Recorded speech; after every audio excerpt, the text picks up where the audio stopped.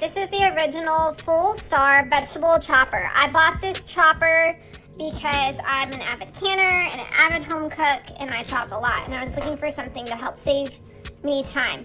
Now this comes with 9 different pieces. You have different size shaped chopping blades, which I'll show you how that works. A bigger one, great for like home fries.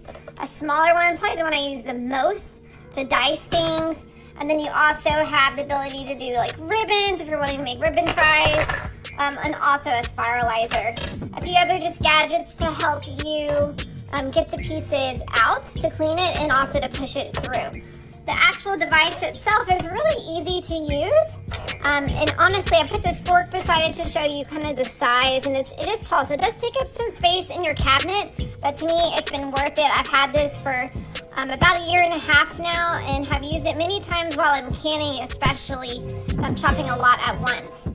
But basically, this green part is the pressure part that the vegetables go against. This is where we lock the blade in. This is how you lock it. It's an easy switch. And then the top just comes out where all your vegetables go. So now it's important to remember this caution statement. It is very sharp to use the blades. So it's important to remember to never keep your fingers on those blades.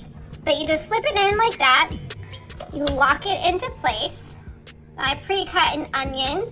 I set it in the middle. And then you just push it all the way down. It is very loud, so remember that. And you can see it's pushed all the way through. And you can see here on the bottom, you have perfectly diced, uniform size onion. Now again, I've had this for a while and I was like, will I really use it? I do use it a lot, but only when I'm chopping a lot of things at one time. With cleaning, it's not too bad. This part doesn't really have anything that gets stuck in it. The blade, I recommend cleaning it right away while everything is fresh. Don't let it get caked on there. So if you are an avid home chef or a canner, I highly recommend this to save you some time in the kitchen.